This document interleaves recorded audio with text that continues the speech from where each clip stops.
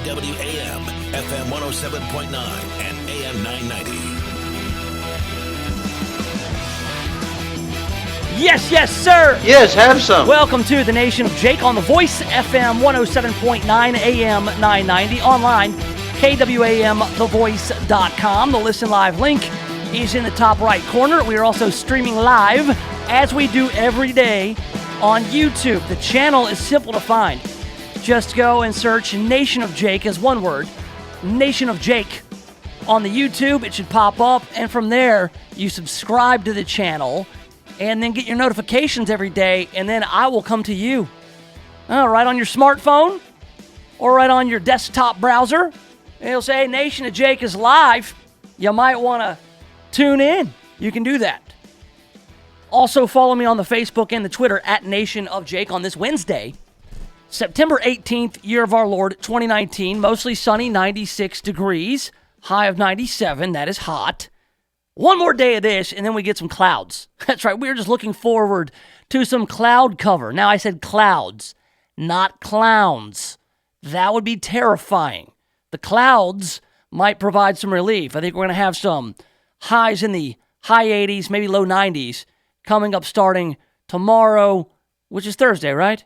I think one more day of this, and then this weekend, Friday, Saturday, Sunday, we're going to have clowns. So it's like cloudy with a chance of clowns. I don't mean that. It's still going to be warm.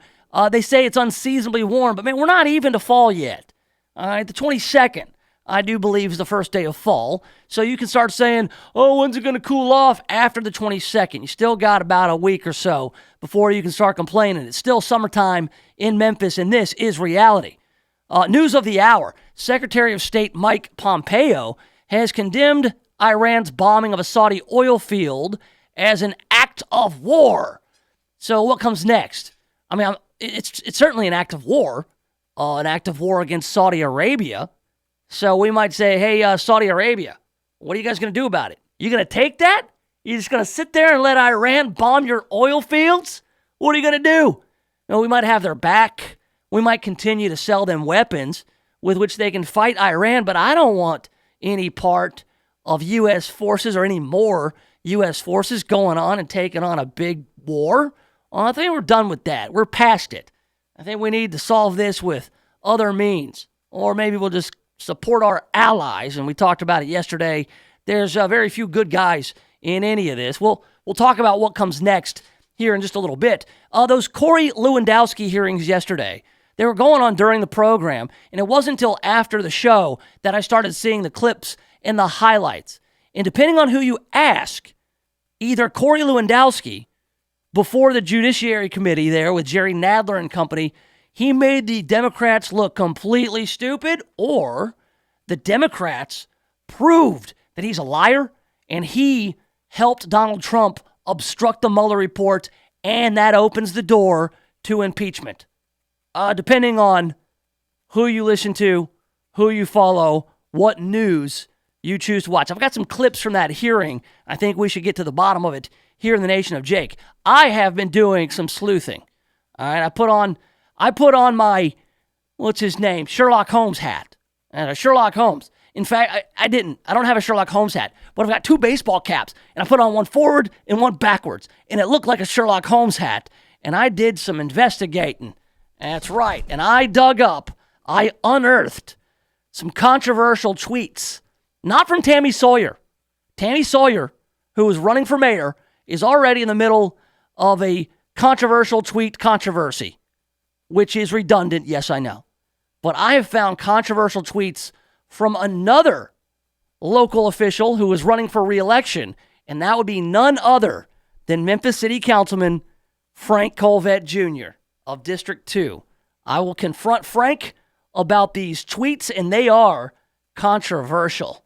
We'll do that around 2:20. We've also got the latest headlines on the news cruise. Yes, some more about Tammy Sawyer's tweets as well. Of course, the Battle Mayoral is coming up on October 3rd. We are off and running. People are doing their early voting. Early voting, I guess, started on Monday, so people were out casting their ballot for any one of many candidates in the Battle Mayoral. Of course, you've got the aforementioned Tammy Sawyer, who was embroiled in this tweet controversy where she made tweets about anti-police sentiments. She made fun of a woman who was grieving over her dog who was being euthanized. She said that little white kids in scary movies freak her out, and she's happy she can't have white babies because she might have to kill them because they're damned. And some of these were jokes, some of these were not. Among the ones that were not were her ones where she expresses she has little or no admiration for police. She also tweeted about habitually driving drunk. Maybe that was a joke, I'm not sure. Not a very funny joke. We get into the ones where she used the word retard or retard. And I don't use that word, she used the word. I'm just telling you what word she used. The R word. She used that gratuitously in her tweets to describe all kinds of people. That's a no-no. You can't do that. Probably the worst thing she did. You know, if you were threatening her, saying, I'm going to put your hand in this blender if you don't confess, she would have said the worst thing I ever done was that she went on Twitter and bragged about having outed a teacher in high school, a closeted lesbian teacher of hers. She said that she and her hashtag Mean Girls, her squad at the time, decided that it was their duty to out this teacher, and then this teacher resigned after the semester. So she may have ruined the life and career of one of her teachers over her teacher being a closeted homosexual. Now, that happened in high school. Can you hold what Tammy Sawyer did in high school against her? I don't know. But the fact that she bragged about it on Twitter 5 years ago, pretty awful. Now, this is all pretty good timing for the other candidates in the race. You know, if you figured that Tammy Sawyer was going to play spoiler, she was going to siphon votes, and she still may. I mean, I'm sure there are people who still like what she says, and they'll still support her. That said, it's pretty good timing for, say, the incumbent Jim Strickland. Jim Strickland has $1 million in a war chest. He's been able to raise $1 million, and he's spending it on, I'm sure, digital ads and radio ads. I haven't seen any on this program come through. It's kind of disappointing. But he's got all kinds of money. He can put on events. He can get signage. He can get billboards. He can do commercials. He's got a well-funded campaign. He's got some results if you believe Memphians. You know, you've got these three major candidates, one being the incumbent Jim Strickland. Mr. Strickland! The other being Willie Harrington, who was the former mayor of Memphis, back, 1990, 91. I remember I was like in 5th grade when he was elected mayor of Memphis, when he beat Dick Hackett. I remember that very well. It was a big deal back in 1990 or whenever that was. And then you've also got Tammy Sawyer, the county commissioner. Now, they've all got very different visions, and they got very different slogans. The incumbent Jim Strickland, Memphis has momentum. Willie Harrington, let's do it again. Let's take it back to the early 90s in Memphis. And then Tammy Sawyer says, we can't wait. And she expands on that as saying, this is life and death for Memphians. Well, what do Memphians think? What do you think about what is happening right now in Memphis? Jim Strickland says Memphis has momentum. Well, according to prominent Memphis economist John Nuschke, Memphis economy is as good as it's been in about 4 decades. I happen to be 4 decades old. Pretty much exactly. I'm a man, I'm 40. All right, so 4 decades, that's me. So, hey, things are as good as they've been since 1977, 1978, 1979. I'm in my 40th year. Prominent Memphis economist John Nuschke, or Nuschke, I'm sorry, I apologize to the Nuschke family if I've butchered their last name, sponsored with Paragon Bank, unveiled the Outlook 2019 Memphis Economic Study. Things are looking good. The director of the Sparks Bureau of Business and Economic Research at the University of Memphis told about 100 people gathered at Memphis Botanic Garden late Tuesday afternoon. If they're not looking good now, I can't imagine when they would be, he said, citing low unemployment, low interest rates, and the upbeat responses from 776 people to the latest Memphis Consumer Sentiment Survey. In fact, Nuschke says, I was surprised Memphians were as positive as they were. These are good times. So this is a survey of Memphians, and their outlook is very positive. about what's going on. Meanwhile, you've got people saying, oh, let's do it again. Let's take it back to when I was mayor in the 90s, says Willie Harrington. Or Tammy Sawyer, oh, we can't wait. Things are bad. This is life or death for Memphians. Meanwhile, you've got Memphians themselves being surveyed saying, hey, everything's pretty good here. And economists saying, hey, the numbers show that this is the best it's been in about 40 years. Event moderator and Paragon Bank chief executive Robert Shaw, not Robert Shaw from Jaws, not Captain Quint, I wish, asked Nuschke if he believes the survey responses will be different in 2020. Nuschke says not terribly. He says it looks good now. The outlook beyond 2019 is pretty good. In fact, Nuschke says, I think the economy in Memphis is strong. The hard work of the Greater Memphis Chamber, the mayors, and generating jobs have made this the good times. So sometimes, we like to look back, say, oh, those were the good days. But did you ever think they were the good days when you were living them? It always takes some perspective. Well, this guy is looking and he's saying, hey, this is the good times. What's happening in Memphis is good.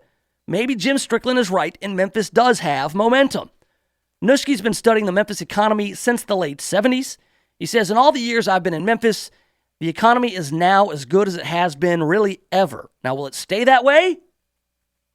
He thinks the answer is yes. Nuschke does not anticipate a recession, and he says he doesn't think most consumers in Memphis do either. So this new survey shows Memphis consumers feel confident. That's at odds. That is at odds with anybody who is running for mayor right now except Jim Strickland. Jim Strickland says, hey, things are pretty good. We're doing more road paving. We're doing more development. We're getting rid of blight. The economy's good. Unemployment in Memphis is at near record lows.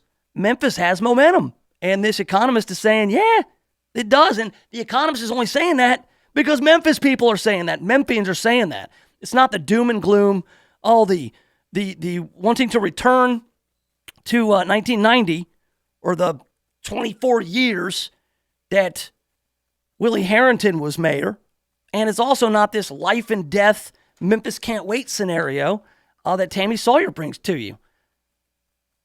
The new survey showing that Memphis consumers feel confident. Here's some of the numbers.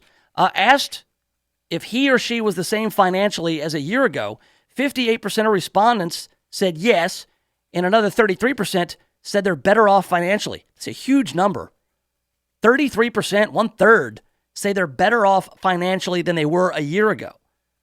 Last year, 51% said they were the same financially, and 36% said they were better off. 63% said they were doing better financially than 5 years ago. Last year, 55% said they were better off than 5 years previously. So things have been getting better. Is now a good time or bad time to buy major household items, the survey asked. 55% said it's a good time to buy compared to 54% in 2018. So it nudges up a percentage. Asked about the degree of difficulty in finding a job, 62% agreed that jobs can be found, but it takes some effort, compared to just 20.1% agreeing with that statement in 2018. So that's an increase of 40% of people. And we talk about the economy and how it is based largely on feeling, on outlook, whether it's the investor class or the consumers. It's all about how you feel. I mean, how are people feeling about this? And this survey, uncovers those things. So look, I mean, this coupled with this tweet controversy from Tammy Sawyer, these things that are going on are kind of taking up all the room in the news cycle in the battle mayoral. Willie Harrington is getting kind of lost. When's the last time Willie Harrington got lost in anything? That guy's always been in the forefront of everything. Well, times have changed. Well, people don't get all their news, say, from, your 5, 6, and 10 broadcasts on the major channels, the 3 5s, the 13s, and the 24s. People are going out getting a lot of news from Twitter. They have a direct line, say, to the mayor's office or the county commissioner. It's changed a lot in the past 30 or so years. But again, you know what you could say? Well, here's what people will say about, like, say, for instance, the national economy. Oh, well, the economy's good, but it's not Trump's economy. He inherited this from President Obama. So you could say, oh, this economy is great, sure. But this is what Jim Strickland in Memphis has inherited from A.C. Wharton or from Willie Harrington. I wonder if Willie Harrington would try that. If he would say, oh, yeah, this is what I set up. I set this up 24 years ago. I set this up in 1990. Oh, my goodness. 20 years ago, however long it was. It was a long time. So there you have it. So a couple of things happening this week. You've got this controversy with Tammy Sawyer's tweets. And then you've got a Memphis economist, a noted Memphis economist, an experienced Memphis economist, saying that this is the best it's been in 40 years, 4 decades. So there you go, some positive news on Memphis. And it's nonviolence week. I didn't find a lot of violence going on. Maybe there's a little bit of a lag on the nonviolence week. In a little bit, I've got another controversy, though, with some tweets and a Memphis official, Frank Colvett Jr.'s Twitter account. I have gone through it, and I've found some very controversial tweets from his past. I'm almost certain that he will be sweating when I confront him at about 2:20. I want to keep it here for that. We're going to talk about some doomsday predictions. There's a new compilation of doomsday predictions. I always like to go through those. Coming up next, though, I have some clips from that hearing yesterday. Corey Lewandowski, he was before Congress getting grilled. He gave it right back to him. But who won? Who won? Did Corey Lewandowski win or did the Democrats win? It depends on who you ask. We will get to the bottom of that question next, right here in the Nation of Jake. The Voice, KWAM, FM 107.9 and AM 990. Don't miss out on the best golf tournament in the Mid-South. Join us for the 10th annual Memphis Oral School for the Deaf Golf Tournament at the beautiful Cherokee Valley Golf Club in Olive Branch on Thursday, September 26th. Enjoy a hot off-the-grill lunch by Backyard Southern-style seasoning, an exciting helicopter ball drop contest, a full day of golf, and a delicious Outback Steakhouse Awards dinner with lots of prizes. Every dollar raised helps deaf children learn to listen and talk. Sponsor or register today at mosdkits.org.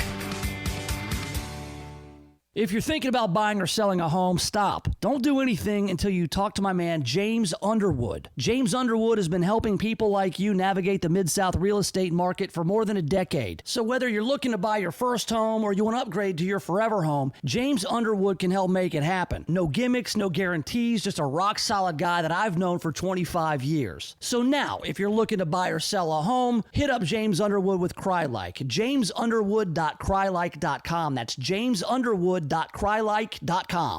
KWAM The Voice invites you to the Mississippi Senior Expo and Health Fair Thursday, September 19th from 9 a.m. until 2 p.m. at Brown Missionary Baptist Church in South Haven. This year it's bigger than ever, so don't miss it. Free health exams, flu shots, healthy living demos by Silver Sneakers, and valuable information on senior living, plus plenty of food trucks for lunch. The Mississippi Senior Expo, September 19th at Brown Missionary Baptist Church, presented by the DeSoto Times, The Best Times, and KWAM The Voice.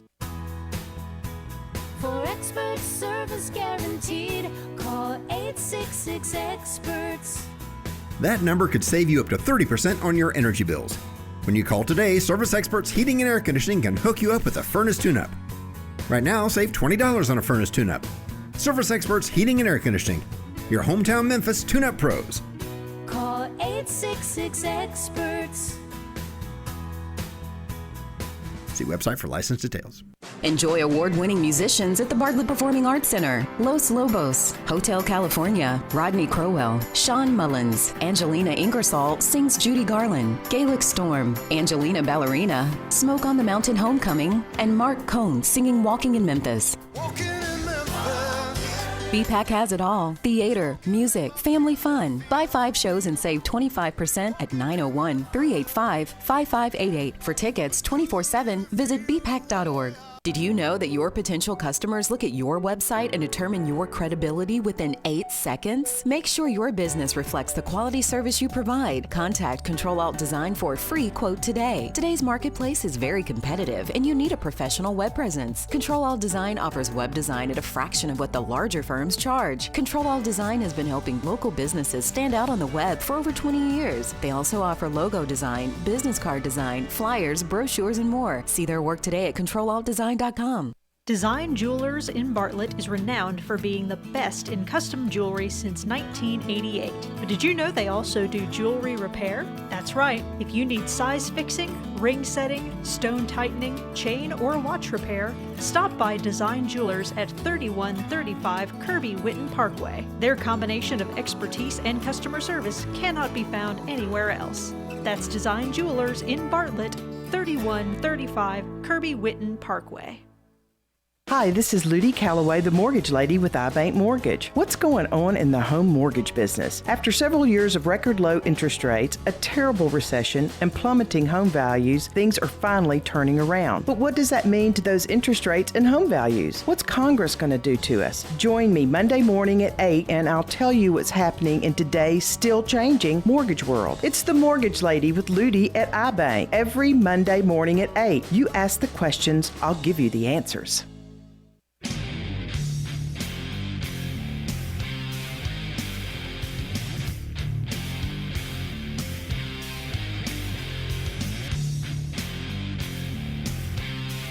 All right, welcome back to it. Yes, have some. It's the Nation of Jake on The Voice, FM 107.9, AM 990. We're online, KWAMTheVoice.com. You can also check out the show on YouTube. The YouTube channel is Nation of Jake. Nation of Jake, one word. Run it all together, Nation of Jake. Facebook and Twitter as well, at Nation of Jake. So last night, I got a few minutes to check out the old Twitter. What did I miss from, say, 3 p.m. on? And I guess yesterday during the program, there was a hearing with this Corey Lewandowski fella. He was in the Trump administration for a few minutes, and he was let go. I think he grabbed a woman's arm at some sort of campaign function, or I forget what it exactly was. This guy, Lewandowski's a little rough around the edges. You know, he's a little bit of a lightning rod. People see this guy, they're like, oh my God, he's terrible. He's awful. Well, he was in front of Congress yesterday, and I saw some of the clips. Now, the reaction to these hearings with Corey Lewandowski, and this is in the impeachment investigation. The impeachment hearings have pretty much started, and Corey Lewandowski kicks it all off. This new round of hearings. Well, depending on what news report, whose tweets you read, either you thought that Corey Lewandowski handed it to Congress, gave it right back to them, made them look like idiots, or that the Democrats in Congress, they took him apart and exposed him as a liar. And that opens the door further for an impeachment, and that he obstructed, and that he helped Donald Trump obstruct the Mueller report and all the above. So I guess both could be true.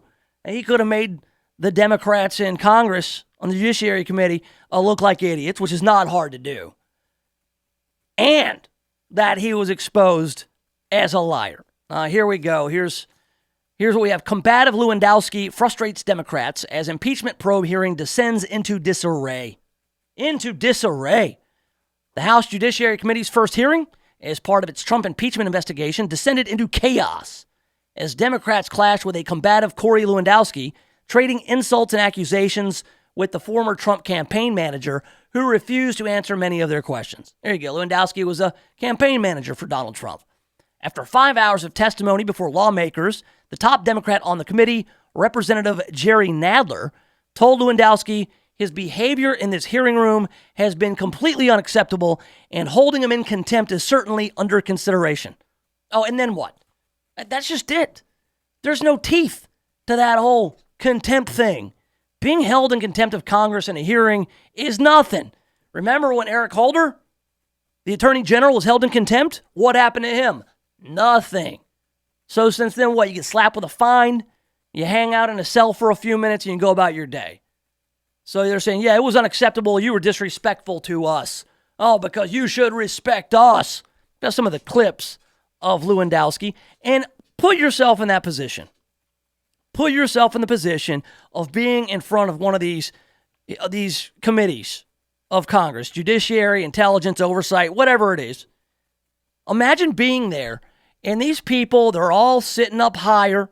They've all got their gavels or whatever they have. They all get like 5 minutes to question you. And I say question with my quotey fingers because they're not really asking questions. they're grandstanding, and they're railroading you. That's what they're doing. They're castigating you. They're waving a finger at you, and they're pretty much just saying things about you. They're not asking you any questions because they've already got the answers to the questions that they want. They've already made up their minds. The Judiciary Committee, the Democrats on the committee, they've already determined that Donald Trump obstructed justice and needs to be impeached. So what they're going to do is bring up people from Trump's circle, and they are going to, on camera, just light them up and then hope that there's a moment where, the poor bastard at the table in the hearing just is all beaten down and just looks like a dog with the tail between the legs. That didn't happen. Corey Lewandowski didn't give it to him. I'll say what you will about this guy. Doesn't strike me as the most stand-up dude in the world. A bit of a shady character. He wasn't having it. He wasn't going to take it. And honestly, most Americans, if they ever imagine themselves in that position of getting just browbeaten by Jerry Nadler's crew, you would want to act the same way. Trust me, or at least I would. I would love to take shots at Jerry Nadler. I saw that guy. I saw that guy in the airport in D.C. I would just say, I have a question for you, Chairman Nadler. How does a 62-inch man have a 48-inch inseam? How does that work, sir? Just the laws of physics should prevent that. So anyway, Jerry Nadler is got all his committee members around him. Sheila Jackson Lee, Congresswoman Sheila Jackson Lee, she was all over Corey Lewandowski. Here is their exchange. He calls you in to do what everyone else wouldn't do. He called you in to do his dirty work in secret because he knew it was wrong. Well, we will expose the truth. The president cannot hide behind you any longer. And you should be here to be telling the truth, because the truth will set you free and the American people. I yield back. The time of the gentlelady has expired. The witness may answer the question. I don't believe there was a question, Congressman. Very well. Yes, there was. Could you repeat the question? I didn't hear it. I'd be happy to repeat the question. Just a rant. It was just a rant. She was just screaming at him. There was no question. She was just screaming at him. There's no question asked. She was like, you do this, you do that, you're there for Donald Trump, you do whatever you want, da da da da da da da da. And there was no question. And so he treated her exactly how she should be treated. If you have a question, I'll answer it. If not, then I've got nothing to say. But I'm not just going to sit here and let you yell at me. Or maybe that was it. Just have her yell and not ask questions. Here's another exchange with Eric Swalwell. Remember Eric Swalwell? Yeah, Eric Swalwell. He was going to be bold without the bull. Eric Swalwell. He ran for president. And so they do these theatrics. All right, what they'll do is they'll take a quote from somebody like Corey Lewandowski, and they'll make him read it. Or they'll try to. But here's the thing. There's no written rules about how you can act. I mean, just short of cursing at people and threatening people, you can talk to these people however you want. Again, these are elected officials. They're public servants. They don't hold any power over you. I've never really understood that. I'm all for decorum. I'm all for treating people with respect. But when you are in front of a congressional committee and their only end game is to browbeat you, don't give them what they want. Make them work for it. Here we have Eric Swalwell. He is questioning Corey Lewandowski, and it doesn't go well for the Swalwell. I'm happy to have you read it, Congressman. Well, why don't you want to read it, Mr. Lewandowski? I think you should afford me the same privilege you afforded Director Mueller. Would you like to read it? No, you're welcome to read it. Are you ashamed of the words that you wrote down? President Swalwell, I'm very happy of what I've written, but you're welcome to read it if you'd like. President Swalwell. He's not president. He was the first to drop out of the presidential race. He was delusional to think that he ever could be president of the United States. Well, yeah, they're trying to get him to read these words. I guess the words are either incriminating or untrue or caught him in a lie. And he's just like, no. So no, I'm not going to read. You can read them. You feel free to read them if you want. But I'm not going to sit there and read. You didn't make Robert Mueller read anything when he was here. So why are you trying to get me to do your little dog and pony show? Jump through this hoop. He goes on. Are you ashamed to read it out loud?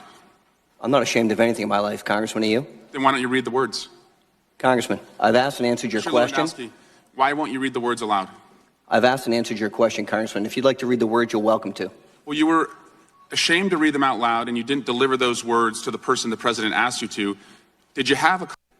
So there you go. Like, are you ashamed of the words? I've asked and answered this question, but it was not a question. It's just a bunch of grandstanding. So yeah, I can put myself in Corey Lewandowski's position. I can say, yeah, if I was a guy getting browbeaten for 5 hours by this committee, yeah, I might be a little bit ornery too, combative, as they called him. So essentially what it comes down to is this guy, Corey Lewandowski, the former campaign manager for Donald Trump, he admitted that he made false statements to the media. He didn't make false statements under oath. At least he didn't admit to it. But he made false statements to the media. And so, of course, the media, because they're so high and mighty, they say, oh, well, this guy, Corey Lewandowski, on behalf of Donald Trump, made false statements to the American people because through the media, that is how he communicates with the American people. It's not true anymore. It's not true anymore because you can speak directly to the people now via social media. Get yourself a YouTube channel, make statements, put them out on the internet, have your own website. You don't need the media anymore. Now, look, I'm the kind of guy who I like to be truthful all the time. I like to be as truthful as I possibly can. I wouldn't go around making it a point to mislead or lie to the media. But you know what? It's not a crime to lie to the media. It's a crime to lie to the cops. It's a crime to lie under oath. But you can lie to the media. Hey, look, if Joe Birch called me right here on this program, we were talking, I lied to him, so what if I lied to the media? Look, I do a lot of lying on this show. I enhance the truth. I embellish. It's an entertainment show, so it's an apples to oranges thing. But look, there are people saying they got him. They got him. He's a proven liar. He made false statements to the media. And Corey Lewandowski is like, so what? Like, I don't have to be truthful with the media. It's not a crime. I can live within the law. In fact, he went on CNN, I believe, to say just that. I'll have to find the clip. I don't have it earmarked here. I don't have it bookmarked. But here's one where he calls out one of the Judiciary Committee for revealing to his family that the Tooth Fairy's not real. So he's a little bit flippant, and I can't blame him. To waive, Congressman. It's the executive office's privilege. And I'm not an attorney, and so I can't. I am one. So let me ask you a question: are you representing the White House has told you that they are invoking the executive privilege on your behalf today? I don't believe it's an executive privilege, sir. And again, I think we've submitted the letter for your clarification of what the White House has said. Well, let me ask but you. It's not my privilege to waive. Well, I don't think it's anyone's privilege to waive because I don't think it exists, Mr. Lewandowski. I think the whole thing is imaginary. It's like the Tooth Fairy. You didn't work for the president in the White House. Thank you, Congressman. I'm sorry? My children were watching, so thank you for that. Yes, my children are watching, so thank you for that. You just ruined the surprise. You ruined the myth of the Tooth Fairy. So really, what Democrats are mad about today is that they didn't get any closer to proving any kind of obstruction or get any closer to impeachment, and they also they look like fools. He made a sham, he made a mockery of their whole hearing, and that's all people are talking about. And man, even MSNBC and CNN are upset. They're just like, they ripped the House Democrats over the failure at the Lewandowski hearing, saying that they don't know what they're doing, that they just got toyed with by Lewandowski. This is a guy who's not afraid to tell you he lies to the media. He said, yeah, the media, who cares? Everybody hates the media. The media lies all the time. Politicians lie all the time. So it's not a crime to lie to the media. So who cares if I lie to the media? You're talking to a guy who just doesn't care about your standards, the standards that you hold for other people. So yeah, it's kind of a waste of time, like much of these hearings are. All the hearings are. They should be having a hearing right now about Iran and their role in bombing Saudi oil fields. Instead, they're having hearings with Corey Lewandowski, and they're also having hearings with a girl named Greta Thunberg. And Greta Thunberg is a 13-year-old climate activist, okay? This is a girl who's getting a lot of ink and a lot of money for going around the world telling everyone that the world's going to end. And then she's like a superstar. She's like a rock star. She's on Capitol Hill making the rounds. And just as she is on Capitol Hill making the rounds, and she's before some of these committees, a climate committee maybe, there's another list. There's a new list, a new compilation of the doomsday predictions of yesteryear. Way before Greta Thunberg was born, like 50 years ago, they started telling us all that the world's going to end because of the climate and because there's going to be mass famine and people are going to disappear into a blue dust. They've been saying this for 50 years. There's a new compilation out right now about doomsday predictions that never came to be. And I've got those next right here in the Nation of Jake. The Voice, KWAM, FM 107.9 and AM 990. CBS News special report. As was widely expected, the Federal Reserve is moving short-term interest rates lower for the second time this year, a quarter-point cut. It may not be the last cut this year. Live to CBS News business analyst Jill Schlesinger. Jill, what's this mean to consumers?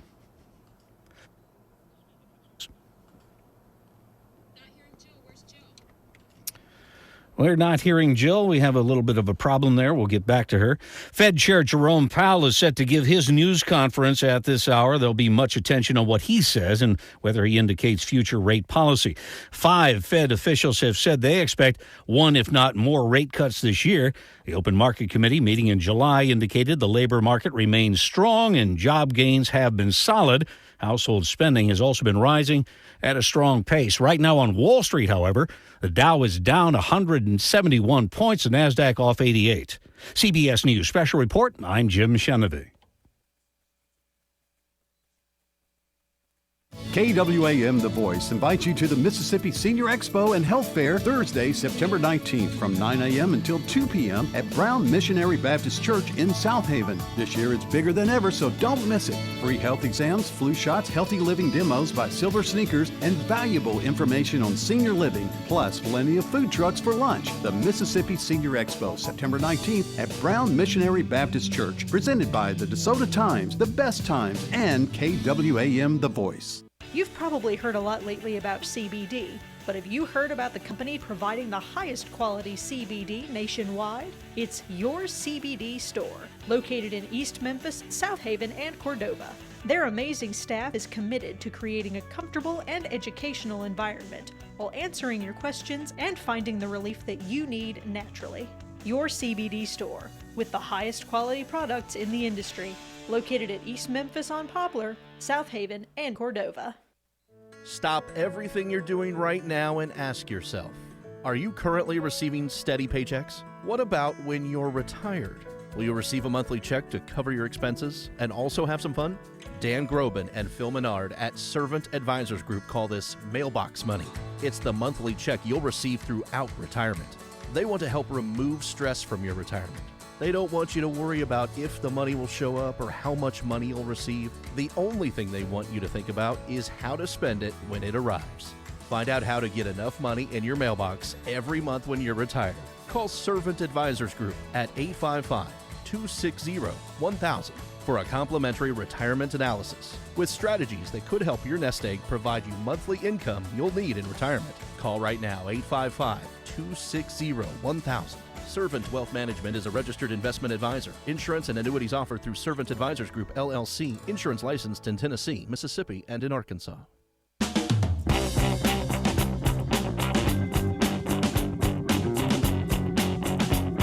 All right, welcome back. Yes, have some. The Nation of Jake on The Voice, FM 107.9, AM 990, online, KWAMTheVoice.com. YouTube, Facebook, Twitter, Instagram, at Nation of Jake. You can find me pretty much anywhere on the internet if you just Google Nation of Jake. 97 degrees now here in Memphis. It's still summer, so don't freak out about it. Fall does not hit us. The autumnal equinox is not upon us until like the weekend or next week. And then temperatures will fall, and football season will feel like football season will be great. Or maybe not. Maybe it'll just burn us all up. It'll be 90 degrees into December because of the climate change. All right. And again, I mean, I'm all in favor of clean air and clean water. I always have to preface, be good stewards of the earth. Let's not do anything stupid. Let's not pollute. But come on, do you really believe that the 12-year window is closing? We have 12 years to save the earth. or else it's going to be irreparable and we're going to live in an apocalyptic wasteland. Are we? I don't know. It depends on who you ask. And you can ask real climate scientists, and they'll say, look, it's not that dire. Or you can ask AOC, or you can ask Greta Thunberg. I guess she's Swedish. She's from Sweden. She's 13 years old. And for whatever reason, she is being hailed as this leading climate activist. She's 13. I'm not going to rail on a 13-year-old girl, but the adults around her, I got no problem railing on them because they are enabling this nonsense. She is not a scientist. She's not a climate scientist. She's a traumatized kid. And by traumatized, I mean she's been told that the world is going to be an apocalyptic wasteland, that we have 12 years left on the planet. Same kind of stuff happened to me when I was 12 and 13. They told me there's a hole in the ozone layer, and if you use hairspray, it's going to open up and it's going to swallow us all. And we're all going to die. The ice caps are melting. Seas are going to rise. Are you kidding me? By 2019? We thought that there would be Florida would be underwater. California was going to break off into the ocean. We were told all this stuff back in 1988, 1991, 1992. We've been told this stuff over and over. So I know how it is to be scared of what's going to happen to the earth. And this girl, I think she's on the spectrum. She's got Asperger's, which I'm not sure exactly what that means as far as, her ability or cognitive abilities. I think that it probably, she says it helps her. It's like a superpower. She has the wherewithal and she can focus in and she can say things when other kids won't. And I'm not exactly sure what that means. That said, we have a 13-year-old girl. I mean, forget the Asperger's syndrome. Forget any of that. I'm not attacking her, but there are people enabling her. And it's elevated to the point where she's traveling the world. Like she's like the poster child for climate activism. And she's 13. She doesn't know anything about it. She was in front of a congressional hearing. She testified before Congress about climate change. She didn't really have much to say. Here is Miss Thunberg in front of Congress. My name is Greta Thunberg.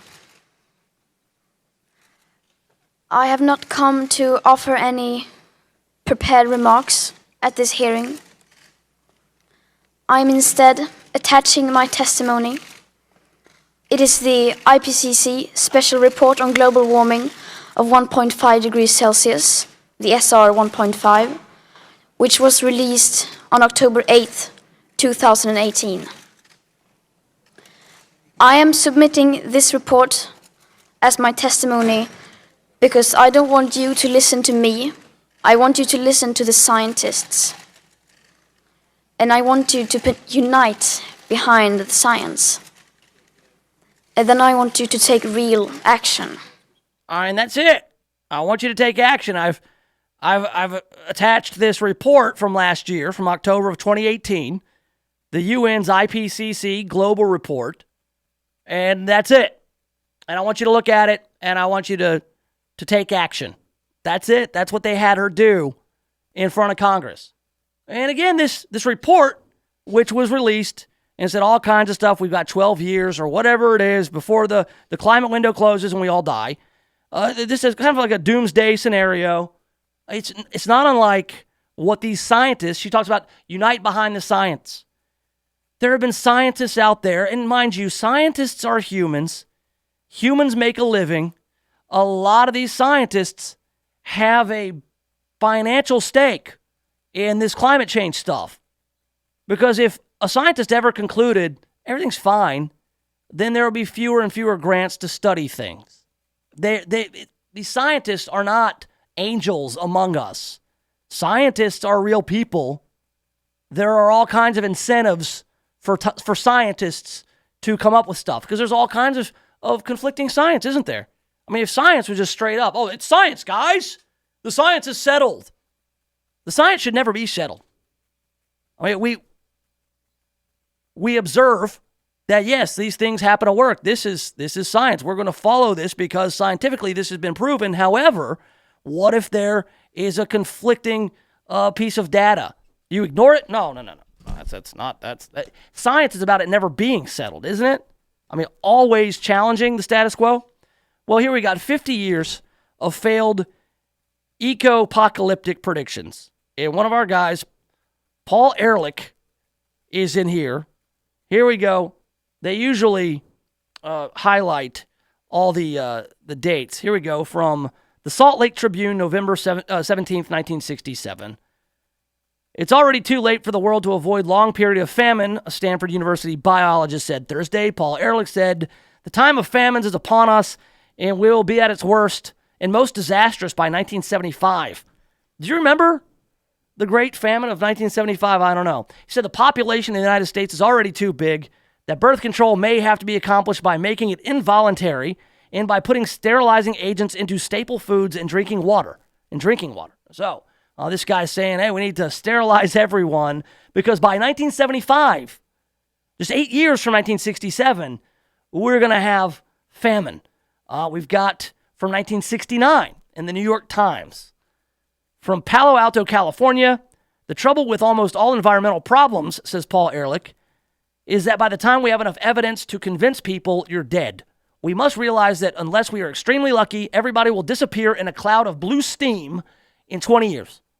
So, according to Paul Ehrlich, in 1969, he said by the year 1989, everybody would disappear in a cloud of blue steam. Just like that, be vaporized. Here we have April 16th, 1970. Scientists predict a new ice age by the 21st century. That's where we are now, is the 21st century, by the way. Dr. Ehrlich, Paul Ehrlich, population bomb guy. He's just the gift that keeps on giving. And this is just a new compilation. I mean, here's another guy. Here's Dr. S.I. Rasul of the National Aeronautics and Space Administration at Columbia University says that in the next 50 years, this is from 1971, in the next 50 years, the fine dust man constantly puts into the atmosphere by fossil fuel burning could screen out so much sunlight that the average temperature could drop by 6 degrees.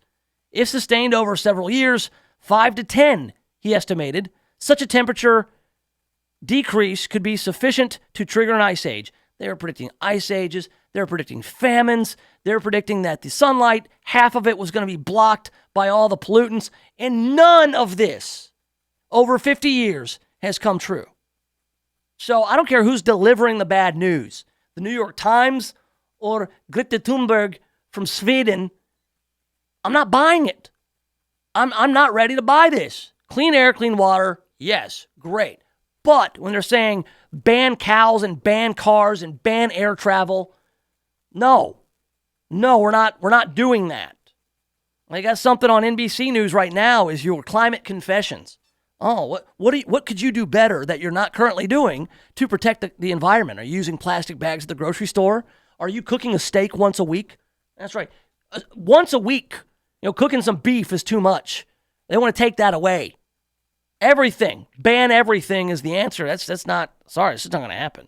It's also, this poor girl, Ms. Thunberg, she's been, traumatized, and now she's being used.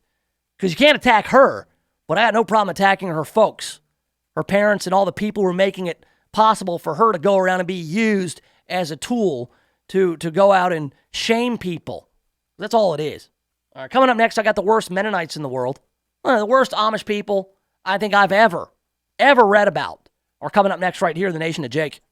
The Voice, KWAM, FM 107.9 and AM 990. When's the last time you looked at the windows in your house? Not through the windows, but at the windows. Really looked at them. There's dirt, streaks, buildups, smudges, fingerprints, paw prints, spider webs, dead bugs. There's little white speckles. I have no idea what they are, and who knows what else. Now, cleaning all the windows in your house makes a big difference, but it's also a big job. That's why you need Just Windows Home Services. Just Windows has been taking the pain out of window cleaning since 1992. Just Windows cleans all types of windows, storm windows, screens, skylights, interior, exterior, upstairs and down. Now, I know I told you the company is called Just Windows Home Services, but they do a lot more. Roof and gutter cleaning, pressure washing, mirrors, blinds, ceiling fans, light fixtures, chandeliers. Look, if you've got hard to reach areas of the house, then you need Just Windows Home Services. Call for a free estimate, 751-3934. That's 751-3934, or get them online at justwindowsmemphis.com. That's justwindowsmemphis.com. The special event florist for the Mid-South is Lynn Doyle Flowers. They are famous for creating incredible floral arrangements and are available to fill even your last-minute needs. From the simple to the magnificent, their staff can create unique arrangements for your special occasion. Flowers always bring a smile, make someone's day, and for fast, convenient delivery, call Lynn Doyle Flowers today at 901-323-4521 or visit their beautiful new location at 6225 Old Poplar Pike. If you're in need of a professional cleaning service that takes your business as seriously as you do, call Jan Pro Cleaning Systems today. They understand how important it is to establish and maintain a professional image. That's why they offer the Jan Pro Signature Clean and the Jan Pro Guarantee. From regular scheduled cleaning to the tough stuff like stripping and waxing, buffing, carpet extractions, and detail cleaning, Jan Pro does it all. Call today for a free, no-obligation quote. 901-683-4900. Insured and bonded for your protection. Jan Pro Cleaning Systems. Measurable cleaning, guaranteed results. KWAM The Voice invites you to the Mississippi Senior Expo and Health Fair Thursday, September 19th from 9 a.m. until 2 p.m. at Brown Missionary Baptist Church in South Haven. This year it's bigger than ever, so don't miss it. Free health exams, flu shots, healthy living demos by Silver Sneakers, and valuable information on senior living, plus plenty of food trucks for lunch. The Mississippi Senior Expo, September 19th at Brown Missionary Baptist Church. Presented by the DeSoto Times, The Best Times, and KWAM The Voice.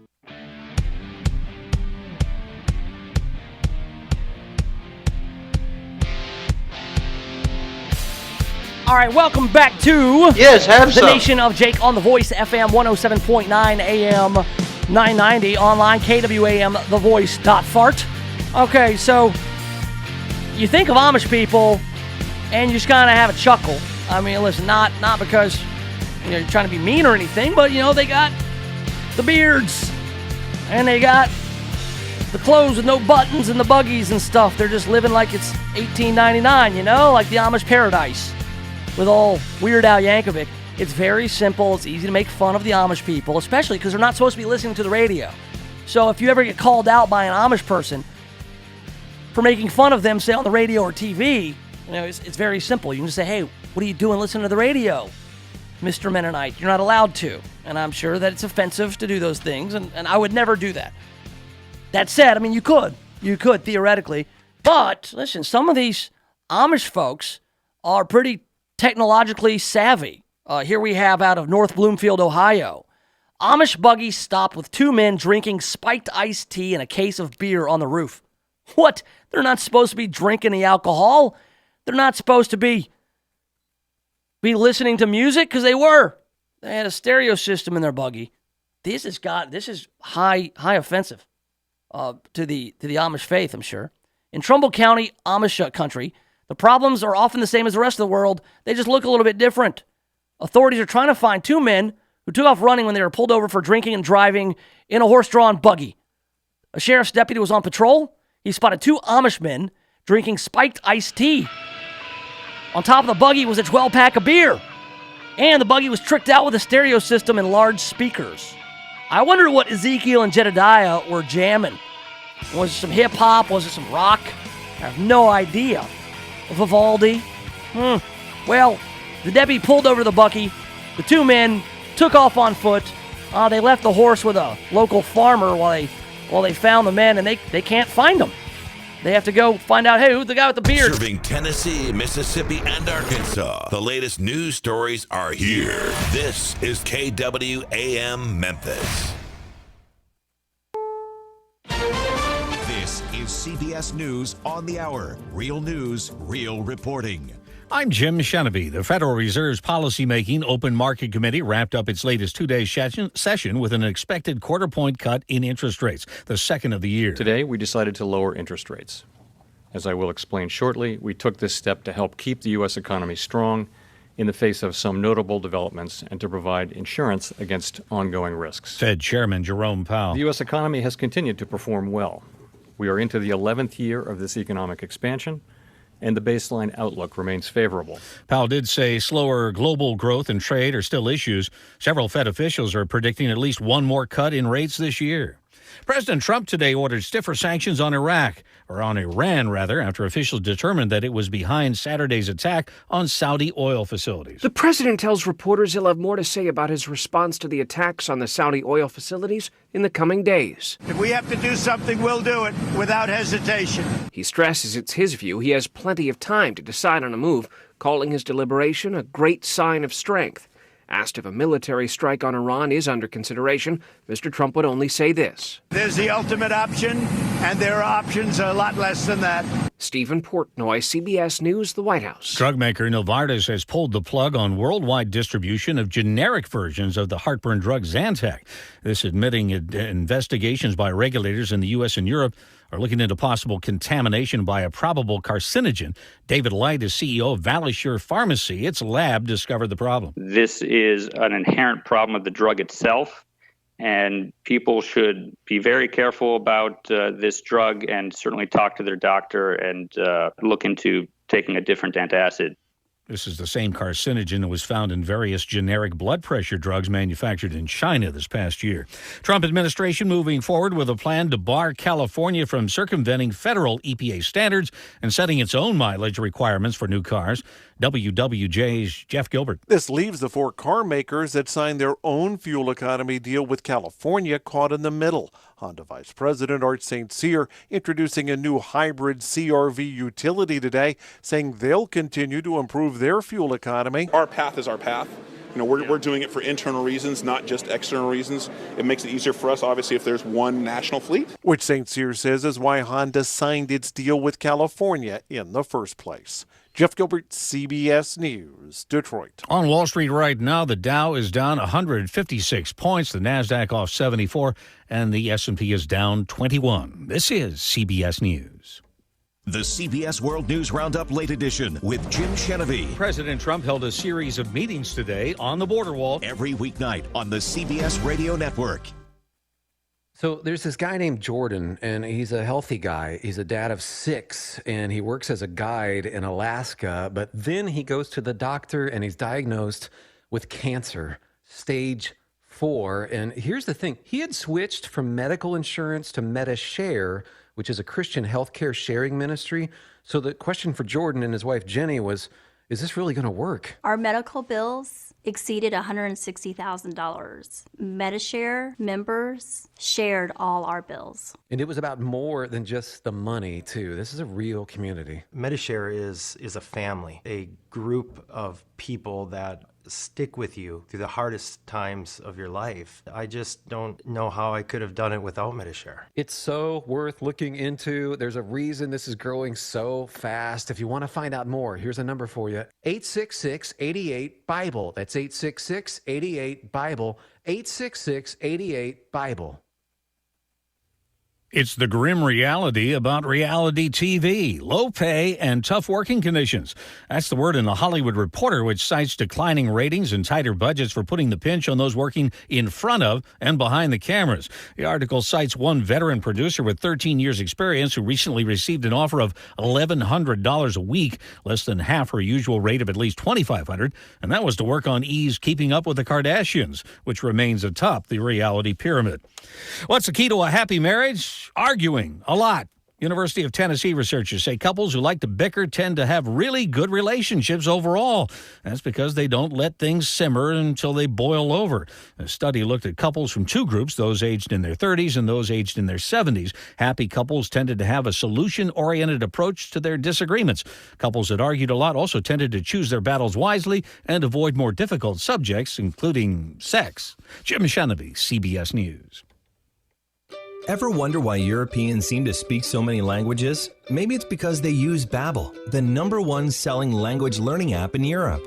Babbel's award-winning technology gets you speaking right away, whether you're learning Spanish, French, or German. And best of all, you'll remember what you've learned. I always thought I was bad at languages, but after using Babbel, I can tell you I was just taught the wrong way. Using Babbel's 10 to 15-minute lessons, you can be speaking confidently in your new language within weeks. I was amazed that I could start having real-life conversations right away. It was so fast. Now I'm speaking Spanish. Woohoo! No wonder Babbel is the #1 selling language learning app in Europe. Try it for yourself and see why Babbel is the quick way to get conversational in a new language, like Spanish, French, or more. You can try Babbel for free. Go to Babbel.com or download the app and try it for free. That's Babbel, Babbel.com, or download the app to try it for free. That's Babbel.com. Look at that freak! Seems like a nice guy, and he just exudes macho. Welcome to the Nation of Jake on The Voice, KWAM, FM 107.9 and AM 990. Yes, have some. Yes, have some. All right, welcome back to the Nation of Jake on The Voice, FM 107.9, AM 990, online, KWAMTheVoice.com. The Listen Live link is in the top right corner. You can also watch the show on YouTube. Got my own YouTube channel nowadays. It's Nation of Jake that are on YouTube. Subscribe and tell your friends all about the Nation of Jake, both on YouTube and The Voice. Also on Facebook and Twitter at Nation of Jake. In just a little bit, we're going to talk to Frank Colvett Jr. of the Memphis City Council. I want to talk to him about yesterday's meeting. He says nothing really went down in the meeting yesterday. That makes 2 meetings in a row where nothing's happened. They had a 32-minute meeting last time, and then yesterday they were supposed to talk about whether or not to pass an ordinance that would allow Memphis police to hand out tickets for distracted driving in accordance with the state law, the Tennessee hands-free law. Right now, MPD, they're not giving out tickets for this. They're just giving out warnings. So if you're texting and driving in Memphis, you're not getting any kind of fines for this right now. I mean, what's the point? In the state of Tennessee, we've decided, our state legislature has handed down a law that says, hey, you can't support a cell phone, smartphone. You can't text and drive or get on Facebook or tweet and drive. You can't support your phone with any part of your body while you're driving. But in Memphis, you still can, technically. You'll get a warning. Officers say, hey, you shouldn't be doing this, and I can't give you a ticket. But next time, I might be able to, depending on if the city council will allow us. So what's the hold up in that? I mean, I'm not really on fire about that one. That said, I do have some controversial tweets that were allegedly sent by Frank Colvett Jr. He does not know I've obtained these tweets. I did not get these through any Oppo research. I don't know who Frank Colvett is running against for District 2, but you can vote in the battle mayoral for some of these Memphis council seats. So, I'm just saying, it could be fun. You might want to stick around for when Frank appears on the program, because he's going to get blindsided by these controversial tweets that he sent in the past. Some of them from 5 years ago, some of them from like 10 years ago. You don't want to miss that. That's coming up at about 2:20 or thereabouts. Right now, we got all kinds of news going on. We've got what the Fed is cutting interest rates again. Right now, everybody's trying to stave off any recession. You know, we talked to Ron Hart on this program from time to time. He says there's a recession every 6-7 years, and we've been able to stave off a recession here after 11 years of growth. So everybody's just kind of waiting for it. Meanwhile, if you just look at what's happening, we got low unemployment, you got strong jobs numbers, you got historically low African-American unemployment. The economy is in really good shape. There's some signs of a global economic slowdown. FedEx is hurting from that, but a lot of that has to do with this trade war with China. And I do believe that Donald Trump is set to meet with the Chinese fellas, President Xi over there in China, about a trade deal. So if President Trump can get a trade deal done, then I think that you'll see more confidence in the economy. But the Fed has just cut interest rates another quarter point. So borrowing money is becoming that much cheaper. We'll see what kind of effects that has on interest rates for, say, car loans and home loans and stuff like that. Is it a time to refi? All those kinds of questions. We'll talk to Ron Hart about that tomorrow. The other big news today is that Mike Pompeo, Secretary of State, described the weekend bombing on Saudi oil facilities an act of war and called it an Iranian attack on one of the world's largest oil processing facilities. Okay, so the Iranians apparently bombed this oil field. Now, this has escalated because over the past few months, we've seen all these tankers in the Strait of Hormuz being seized by Iranian forces. They have been acting up and acting out since the whole Iranian nuclear deal was rescinded by President Trump. And that was a deal I just wasn't so sure why it was, A, so important, and B, why it worked out in such good favor for the Iranians. They got billions of dollars, and then they agreed, okay, we're going to slow down our nuclear program. We're still going to develop nukes, and you're going to be able to come in and check things out, but do we even trust these guys? And the answer is no, and it should be no. There are very few nations in the Middle East that we should trust. I just, in my upbringing, I was born in 78, and then by the time I was really conscious of anything going on in the world, there was a Gulf War because Saddam Hussein was invading Kuwait. And then, hey, Iran's not our friend. Around when I was born, they started causing all kinds of trouble. Iraq's not our friend. Saudi Arabia, kind of our friend. The folks down in Yemen, they don't like us. Syria, not a good place. Just that whole area of the world's got just so many problems. And so the enemy of my enemy is my friend. You never know who to trust, what nation. They've got different governments installed there by us some of the time. I'm just very distrustful of the region. But now we've got Iran, we've concluded, was responsible for this attack on the oil field. They got like 70% of the oil operation back up and running. In 2 or 3 weeks, it'll be up fully running again. We did not see some sort of freak out in the oil market. Today, with my Kroger Plus card, I paid $1.79 a gallon for gas.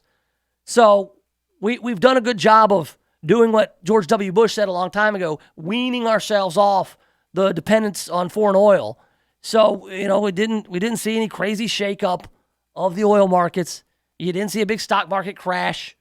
So we kind of weathered that, put ourselves in a good position if this was going to happen. So when they say this is an act of war, when Mike Pompeo says this is an act of war, what does he mean? An act of war on Saudi Arabia, right? Not an act of war on the U.S. They didn't attack our soil. They didn't start bombing our fracking facilities or any of our offshore drilling. And I'm thankful for that. Now, Pompeo, speaking from Jeddah, Saudi Arabia, on Wednesday, said that even if the fraudulent claims of responsibility by the Yemen Houthi rebels were true, it doesn't change the fingerprints of the Ayatollah as having put at risk the global energy supply. His comments come hours after President Trump tweeted that he had ordered Treasury Secretary Steve Mnuchin to substantially increase sanctions on Iran amid escalating tensions between the two countries. Now, Donald Trump is doing the only thing he can do. He's going to increase sanctions on Iran, saying, look, we've sanctioned you. You didn't like it. You've been acting up. We can't take the sanctions off you. We can't free you of the sanctions.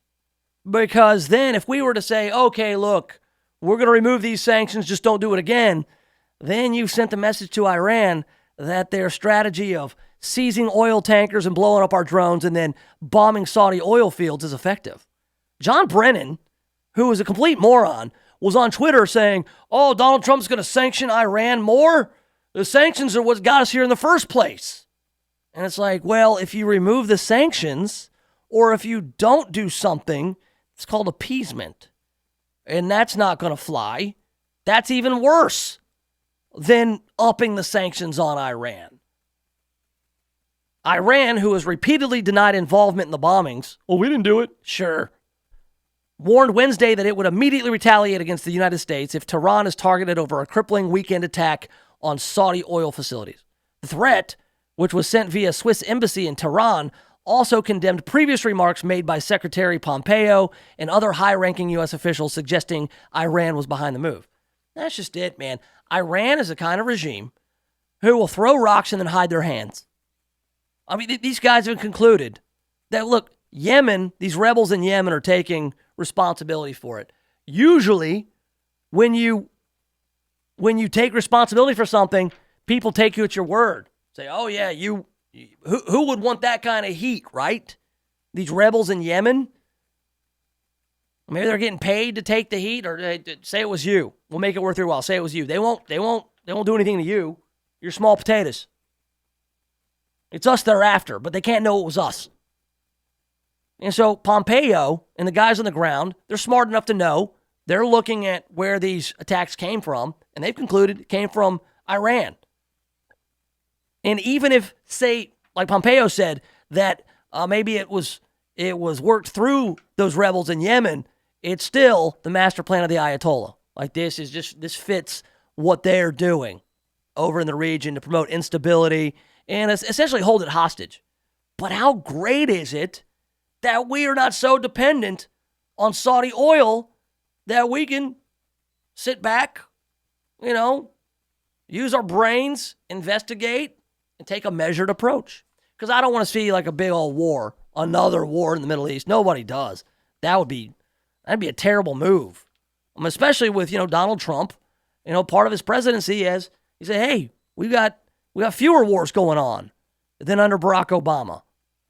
Well, we're not going to war all the time. We're not all over the globe anymore. We're pulling back our forces around the globe. And this is something that is a pretty big deal because, we're historically world police. We send everybody everywhere at our own expense. Oh, yeah, no, there's no bottom line here. Yeah, we'll just go ahead and blow out our budgets and deficits with ongoing wars and being the world police. So, look, I don't know what the next step is. I don't want to see a war. Here's where it gets complicated. When you've got this global economy, you've got maybe we're not as dependent on foreign oil and on Saudi oil as we used to be, but there are some people who are. France, Europe largely is dependent on the oil over there, so it's going to affect their economies, and it'll always come back to us. So we got to regulate a little bit. But I'm glad, again, that's huge. Imagine if it was like 2004, 2007, 2009 even, and this happens. Our gas prices are $5 a gallon, and we don't know what the stock market's going to do. I'm just glad that we are in a position of strength economically to where we can make a smart move on this. So, that's the latest. Is Pompeo's calling it an act of war. I'm not so sure that there's an appetite with the American people and with the Congress, who has the power to declare war, to do that. That's not what I want to see. So I think it's absolutely correct. Donald Trump has increased sanctions. We're calling out Iran for their shenanigans, and then we will see what happens next. Hopefully it is not the war word, that three-letter word that I hate so much. Coming up in a little bit, we got the news cruise, but next, you won't want to miss this. I'm going to call Memphis City Councilman Frank Colvett. We're going to talk about what happened at the city council meeting yesterday, and I'm going to confront him over these tweets, these controversial tweets that I have dug up from his Twitter account. He is going to have to answer to me and to all Memphians for what he has tweeted, and we will decide whether or not we will cancel Frank Colvett. Let's do that next right here in the Nation of Jake. The Voice, KWAM, FM 107.9 and AM 990. KWAM The Voice invites you to the Mississippi Senior Expo and Health Fair Thursday, September 19th from 9 a.m. until 2 p.m. at Brown Missionary Baptist Church in South Haven. This year it's bigger than ever, so don't miss it. Free health exams, flu shots, healthy living demos by Silver Sneakers, and valuable information on senior living, plus plenty of food trucks for lunch. The Mississippi Senior Expo, September 19th at Brown Missionary Baptist Church, presented by the DeSoto Times, The Best Times, and KWAM The Voice. Tee off to support Memphis Oral School for the Deaf at the 10th Annual MOSD Golf Tournament on Thursday, September 26th at Cherokee Valley Golf Club in Olive Branch. Join us for a hot-off-the-grill barbecue lunch, Hospital Wings exciting helicopter ball drop contest, a full day of golf, and an Outback Steakhouse awards dinner with fantastic prizes. A day of fun for you on the greens, all to help deaf children learn to listen and talk. Register to sponsor or play at mosdkids.org. If you're thinking about buying or selling a home, stop. Don't do anything until you talk to my man, James Underwood. James Underwood has been helping people like you navigate the Mid-South real estate market for more than a decade. So whether you're looking to buy your first home or you want to upgrade to your forever home, James Underwood can help make it happen. No gimmicks, no guarantees, just a rock-solid guy that I've known for 25 years. So now, if you're looking to buy or sell a home, hit up James Underwood with CryLike. JamesUnderwood.crylike.com. That's JamesUnderwood.crylike.com. This is Andy Wise, your consumer investigator, and I belong to the Crescent Club. All my wise choices gather at the Crescent Club for mixers and private dining. The gourmet menu, top shelf. And happy hour? Hey, if you've never had a cocktail 9 stories high on the patio soaking in the East Memphis skyline, then hear this. I won't entertain my clients anywhere else because I made the wise choice. I belong to the Crescent Club. 6075 Poplar Avenue on top of the Crescent Center. You've probably heard a lot lately about CBD, but have you heard about the company providing the highest quality CBD nationwide? It's Your CBD Store, located in East Memphis, South Haven, and Cordova. Their amazing staff is committed to creating a comfortable and educational environment while answering your questions and finding the relief that you need naturally. Your CBD Store, with the highest quality products in the industry, located at East Memphis on Poplar, South Haven, and Cordova. Did you know that your potential customers look at your website and determine your credibility within 8 seconds? Make sure your business reflects the quality service you provide. Contact Control Alt Design for a free quote today. Today's marketplace is very competitive and you need a professional web presence. Control Alt Design offers web design at a fraction of what the larger firms charge. Control Alt Design has been helping local businesses stand out on the web for over 20 years. They also offer logo design, business card design, flyers, brochures, and more. See their work today at ControlAltDesign.com. Your dog is a furry member of your family and they deserve the highest level of care. Dogtopia has award-winning daycare, boarding, and spa services. They are the safest, cleanest, and most transparent dog daycare and boarding option for you. The best part? You can check in with your dog anytime on the video stream on your phone. Dogtopia, located at Carriage Crossing. Find out more at dogtopia.com to schedule your dog's best day ever. Hey, are you pregnant and need health insurance? Yes, I'm really in need of insurance. Have you heard of the TennCare Presumptive Prenatal Program? No, what is that? It's a program where pregnant women can get 62 days of temporary Medicaid insurance coverage. Wow, I didn't know about that. Thanks. For more information regarding the TennCare Presumptive Prenatal Program, contact the Shelby County Health Department at 901-545-8722 or log on to shelbytnhealth.com. Funding for this was provided by the Tennessee Department of Health.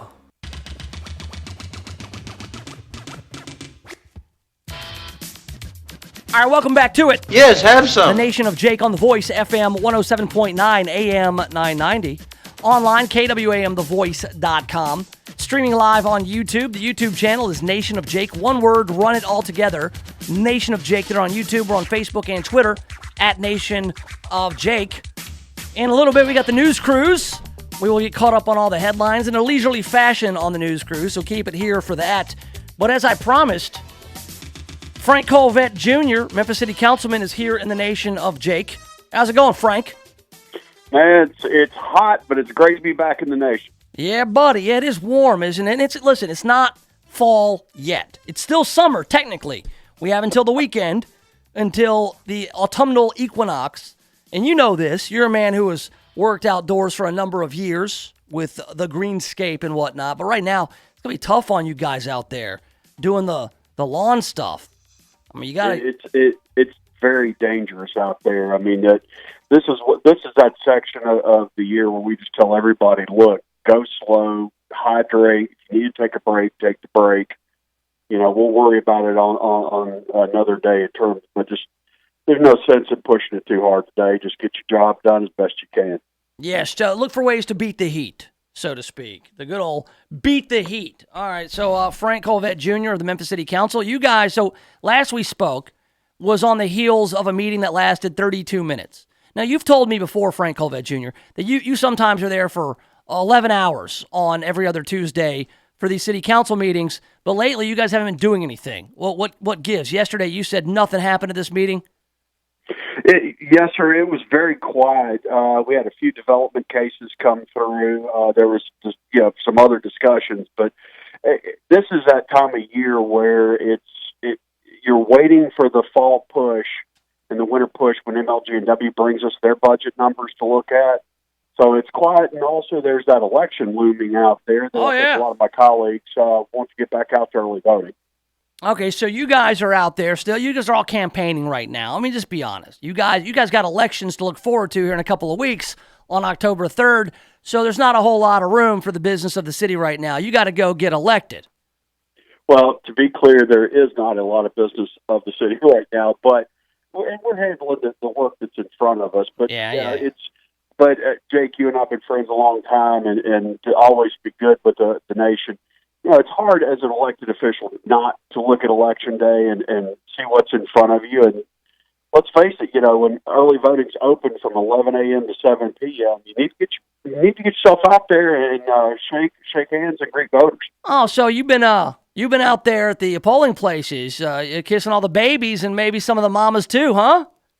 I'm not kissing any babies, and certainly not any moms other than my wife. You can't do that anymore, Frank. You can't go out there and be like the Joe Bidens of the world, where you go, get a good sniff of a lady's hair. So you're a hands-off campaigner. Let's talk about that for a second. In the day in the life of Frank Colvett Jr. during an election season, running for re-election in District 2. I mean, what does your day look like? You go out and you do your business all day because you got to put food on the table. But then let's say you go out to the polling places. You just, are you bringing people donuts? I mean, are you allowed to do that? What are you doing? Well, I prefer not to hand out what I call it gratuity, but and I don't feel that that's the right thing to do. My day, of course, Greenscape cranks up at 6:30 in the morning. About 11:30, I'll go to Ag Center, and I like to shake hands and introduce myself to everybody. It's more personable. Rather than kind of rush up to them and say, hey, vote for me, I like to just walk up and introduce myself and ask them where they live. And, of course, if they're in Cordova, East Memphis, I'm their councilman. A good chance just to visit and say hello, ask what their name is, what their concerns are. Most times, early voting, it's my opinion, and I could be wrong. I think a lot of folks' minds are already made up.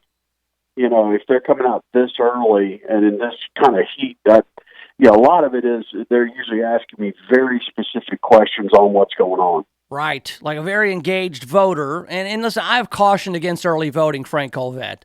And here's why. You get yourself in a situation where some information could come out about a candidate, but if you've already early voted, then you can't get that vote back. So it's a double-edged sword with the early voting. So, you might go out and do some glad handing. I mean, do you extend your hand to people? These are real questions.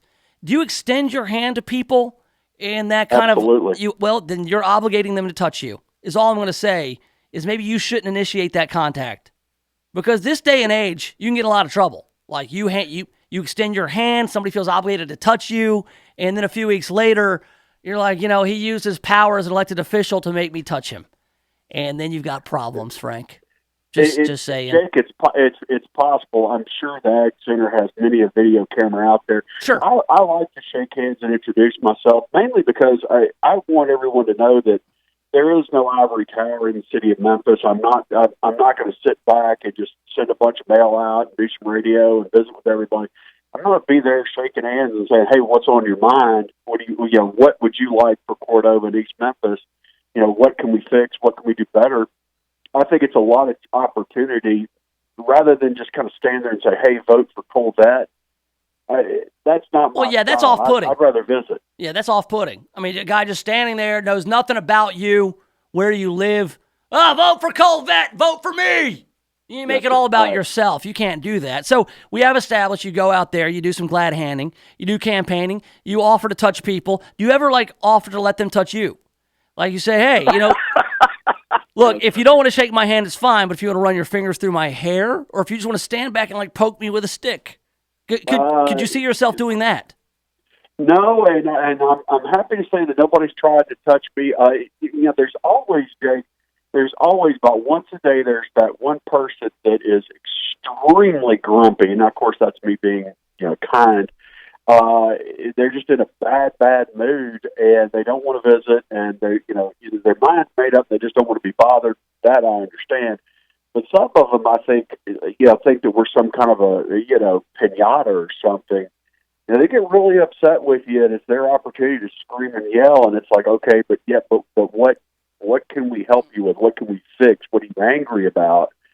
Rather than just calling us names. So it can get kind of tricky out there if you're not real careful. Well, I'll tell you what people are angry about today, Frank Olivet Jr., is tweets, controversial tweets. Yes, sir. I mean, that is something that we've seen rear its ugly head here in this election season. We get the Battle Mayoral coming up October 3rd. You know that Tammy Sawyer, County Commissioner, she has had these controversial tweets going back. I mean, it's everything from saying she has little or no respect for police. She's used the R word, which is retard. She's used that very cavalierly. She's not allowed to do that. She also bragged about outing a teacher as recently as 5 years ago. And so she's having to answer for these controversial tweets. What's your take on this whole snafu with Tammy Sawyer and her candidacy? I'll give you my take, but Jake, what I'd really like feedback from the nation, because I feel in many ways I'm kind of in an echo chamber as a candidate. This kind of stuff we talk about amongst ourselves all the time ad nauseum. But I'm curious as to what the nation really thinks about it in terms of, how big is it on their radar?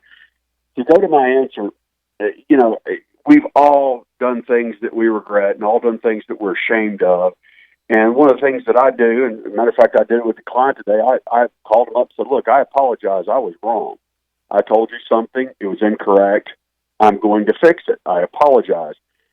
As far as these tweets go, I think we all agree they're incredibly insensitive, incredibly wrong. I think a complete apology is in order, not just a sort of, not just a maybe, not just for some of it. At the end of the day, yeah, you can say that was X number of decades ago or 10 years ago, but at the end of the day, she didn't scrub her Twitter account.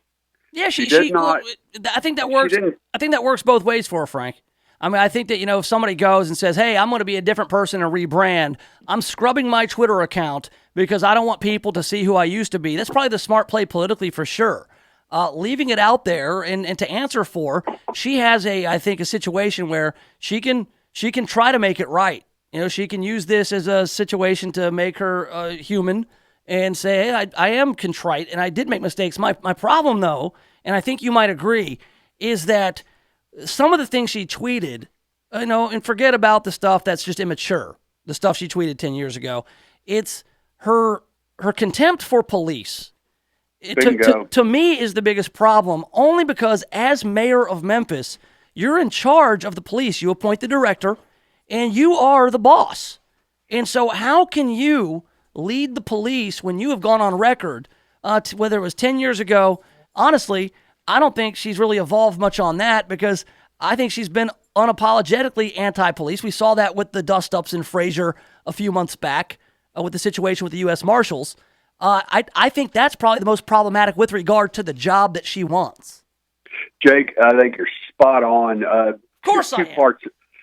Two parts of that I think are very important points. And I think you really bring up a very fascinating point that she has an opportunity to get hold of this issue and get hold of these tweets in the sense that she can say, look, that's who I was. I have evolved. I completely apologize. Now we're moving forward.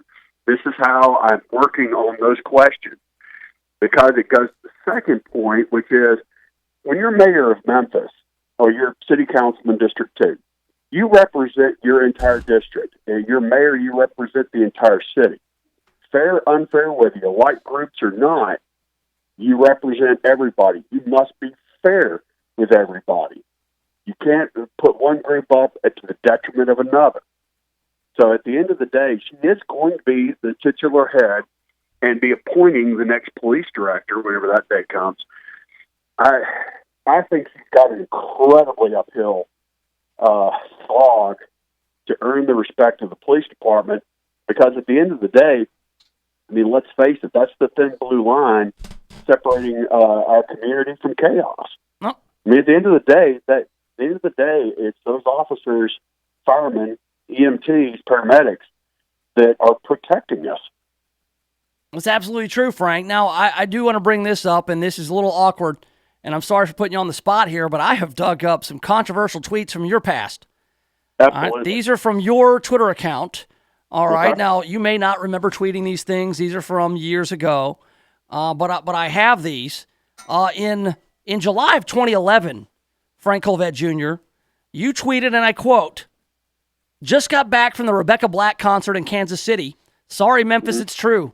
Casey has the best barbecue in the country. # sorry, not sorry." What gives there, Frank? You're saying that Kansas City barbecue is better than Memphis barbecue. How do you expect to serve this city? How can you do that? Well, considering that I don't think I've ever tweeted before in my life, I think somebody may have hacked my account. Okay, so he's going with because he hacked you. Okay, fine. Wait, I got to get through these. Look, I'll let you answer for all these. God, there's more. Oh, there's so many more, and they get so much worse, Frank. Here we go. In April 2009, this is a quote from you, buddy. So happy for @Coach Cal getting his dream job at UK.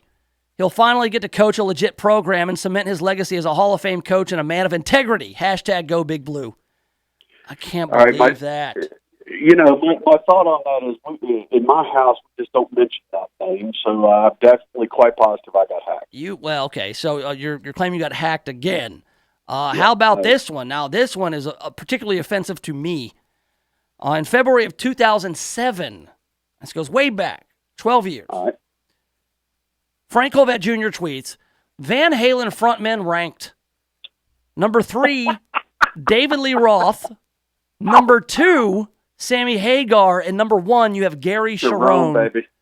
You have Gary Cherone as the greatest Van Halen frontman? How does that even happen? He's clearly a misunderstood genius. Oh, I mean, there's no question You're about standing it. behind this one. You're standing behind this. Oh, my God. I can't believe. If you're in District 2, you hope you're listening. Unfortunately, I can't possibly own that theory because anyone it's just simply looking at album sales, but also content, character, and talent can possibly vote that way. However, it'll be interesting because we always have fun side notes. You think it's possible that Van Halen could finally reunite with both Dave and Sammy and go out on tour? And then what's the over-under before one of them kills the other? I have no idea. I don't know, man. I think that I think they're past it. I don't even think. I think that the Michael Anthony is going to be the one in the cog that needs to bring it all together. And I don't think that they're cool. I think that Wolfgang Van Halen, Wolfie, is going to be their bass player. So I just don't see it happening. Would that not be the most incredible? That'd be fun. Music. I would camp out for tickets if they still do that. Right, yeah. And maybe even bring Gary Cherone in there, too. Oh, hey, in August of 2015, Frank Colvett tweets, Hottie Toddy, # beat Memphis. Can you, what gives? This is controversial, Frank. This is controversial stuff. I can't believe you. Jake, baby, there is no chance in hell I ever said that. All right, so you're just denying all this stuff. Finally, we have in November of 2012, just installed a Brita water filter on my kitchen faucet so I can drink the city's god-awful tap water without the rotten egg smell. # gross, # OMG. There's no way. Was that you? Really? You dishing our water? All right. I'm going to think I got hacked on that one, too. Okay, you're claiming you got hacked. I mean, that's going to be the excuse, and that's fine. There's ways to figure that out, too. You know what? I had to screenshot these. You were smart enough to delete these from your Twitter account, and I've got my sources. I'll take them. I'm in search for the truth, and the truth always. Frank Colvett Jr., Memphis City Council. Hey, dude, thank you. I appreciate you being here, but I got to go. All right, my friend. Enjoy the news cruise. All right, you got it, man. All right, Frank Colvett Jr., District 2, your city councilman, East Memphis and Cordova. Coming up, we got the news cruise. As Frank told you, we'll do it next right here in the Nation of Jake. The Voice, KWAM, FM 107.9 and AM 990. CBS News update. The Federal Reserve has moved to cut its benchmark interest rate by a quarter point, its second cut this year. Chairman Jerome Powell. Seen additional signs of weakness abroad and a resurgence of trade policy tensions, including the imposition of additional tariffs. The Fed has no role in the formulation of trade policy, but we do take into account anything that could materially affect the economy relative to our employment and inflation goals. Business reporter Jason Brooks. The move was expected by the market. It was not a slam dunk for the Fed, which passed it on a 7-3 vote, with 2 members voting against the cut, while St. Louis Fed President James Bullard wanted an even bigger half-point cut. Economist Greg Dacca. Beyond the trade war is the fact that global momentum has slowed quite sharply. We've seen global growth fall by about 5 to 6 tenths over the course of the past 12 months, led by weakness in China, weakness in Europe, and weakness in Latin America. What remains unclear is whether there will be future rate cuts this year. CBS News Update, I'm Jim Michelevich. Your dog is a furry member of your family, and they deserve the highest level of care. Dogtopia has award-winning daycare, boarding, and spa services. They are the safest, cleanest, and most transparent dog daycare and boarding option for you. The best part? You can check in with your dog anytime on the video stream on your phone. Dogtopia, located at Carriage Crossing. Find out more at dogtopia.com to schedule your dog's best day ever.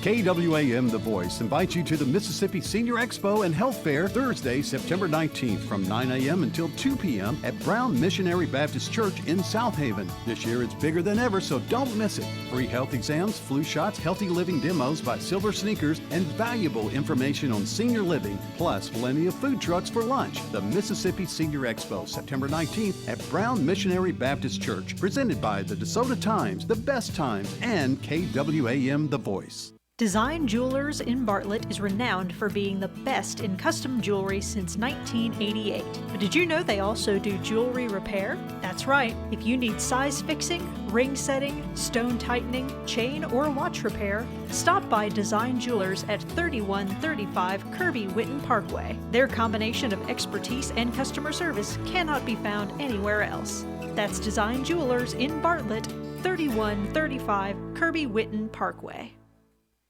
Enjoy award-winning musicians at the Bartlett Performing Arts Center. Los Lobos, Hotel California, Rodney Crowell, Sean Mullins, Angelina Ingersoll sings Judy Garland, Gaelic Storm, Angelina Ballerina, Smoke on the Mountain Homecoming, and Mark Cohn singing Walking in Memphis. BPAC has it all. Theater, music, family fun. Buy 5 shows and save 25% at 901-385-5588. For tickets 24/7, visit bpac.org.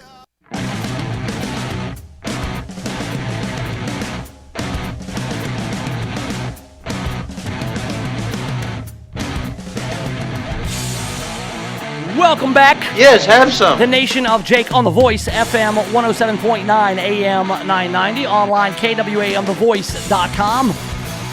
You can also watch on YouTube, Nation of Jake. Follow me on Facebook and Twitter at Nation of Jake.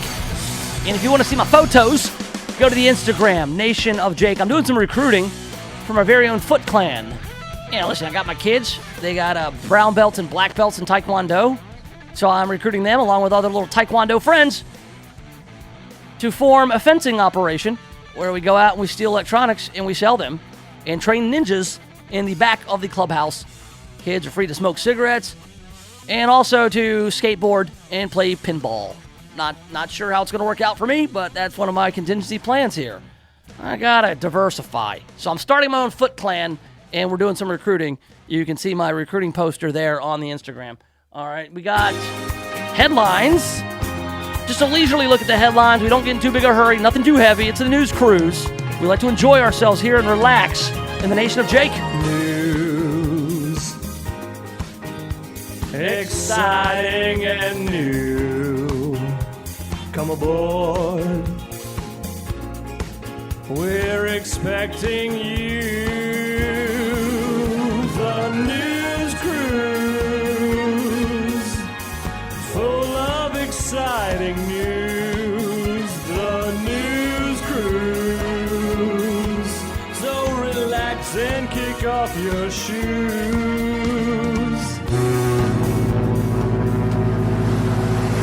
Welcome aboard the news cruise brought to you by Just Windows Home Services. Those guys are online at justwindowsmemphis.com. You can also call them for a free estimate if you need your windows cleaned, your gutters cleaned, pressure washing. They can clean blinds, shades, chandeliers, blinds. Did I mention blinds? I think I did. They clean whatever you need them to do at the house, change light bulbs that are high up, water your hard-to-reach plants, whatever you need. Just Windows Home Services can help you. Give them a call, 751-3934. 20% off if you tell them the Nation of Jake sent you. First up here in the news cruise, I didn't talk to Frank Colvett about this because we were getting into his controversial tweets, but at the city council meeting, they have delayed any action enforcing Tennessee's hands-free driving law. It's kind of odd that it'd be taking this long. The state of Tennessee, on July 1st, it went into effect this law where you can't text and drive. Essentially, you can't support a smartphone with any part of your body while you are driving. You're getting tickets for it out in Germantown and Collierville. But because Memphis requires an ordinance to be passed by the city council to mirror the state law before the MPD can take any action, MPD's just been giving out warnings. Well, so they've had months to do this, and I just don't know what the whole deal is. Memphis police say they've not been handing out the fines. They do have the jurisdiction, they say, but the court system can't issue the fines because there's no, structure set up. How hard is it? It's kind of strange it's taken this long. That said, like I said, I'm not going to cry about that. You know what? I'm not that saying I'm just firing off texts while I'm speeding down Poplar or anything like that, but let's just say it's not something I'm going to get too on fire about. Here during Nonviolence Week in Memphis, actually less violence than there was yesterday, so maybe it is having an effect. Although there's a 19-year-old, Jamario Dotson, was arrested Tuesday and charged with aggravated sexual battery, aggravated robbery, attempted aggravated rape, aggravated assault, unlawful possession of a weapon. So maybe he was just doing all the violence by himself. They're saying this kid was terrorizing a local community. A victim there in the area said the most recent incident is she was leaving the DMV on East Shelby Drive when a male began following her down the street while asking for her number. She told him no, and that's when he grabbed her inappropriately. The woman said she continued to walk away from the man. He pulled out a gun and tried to pull her into a nearby yard to rape her. She fought back and was eventually able to break free. Thank God. Several moments later, she said he attacked her again and tried to pull her into a wooded area. The subsequent struggle caused her to fall to the ground, at which time the man told her to give me your money or I'll shoot you. So he attempted to rape her, and then he robbed her at gunpoint, and it didn't end there. The woman said she walked to a nearby KFC for help and was again followed by this guy. He already took her $400 and tried to rape her. He began to fondle her again and even tried to pull her into the restroom where he would give her money back if she had sex with him. This dude, oh my God, he robs this woman of $400 and then tries to pay her for sex with her own money? Good Lord. All right, so good thing this guy's off the street. Only thing is, all too often, I read about guys like this, and they get arrested, and they get charged, and then I read about them doing something else. And because they just get out of jail for whatever reason, I guess because it's too full. You would think the jails would be less full on Nonviolence Week. We've got attempted carjacking at the U of M, a U of M student. A man was trying to pull this guy out of the car by his hair. An 18-year-old U of M student, just feet away from campus. The victims told him a man tried yanking her, it was a female, out of her car by her hair before pistol whipping her. It happened when she went to retrieve a phone charger from her friend's house on Spotswood near Eccles around 11:50 p.m. She was backing out of the driveway.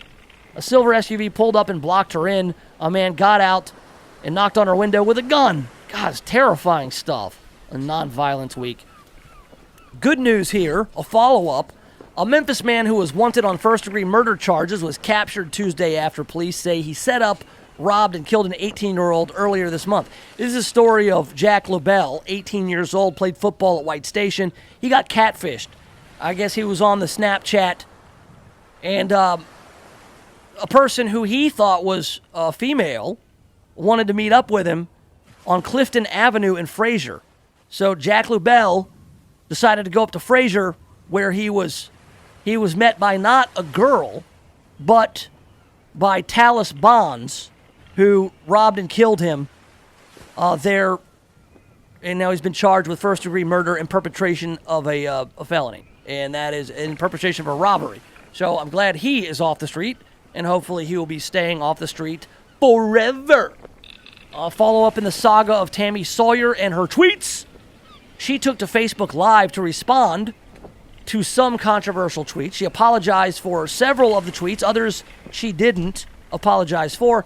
She went on Facebook Live because she says that the Memphis media is not interested in allowing the community to heal. That's why she is not doing any broadcast media. She would rather stay in her echo chamber among her supporters, people who follow her on Facebook and on social media, rather than to face questions from Janice Broach, essentially. Very anti-media, very Trump of you, Tammy Sawyer, to distrust the media. They're not interested in helping the community heal. Not so sure that the community is all that busted up about your tweets. I don't think this is a healing thing.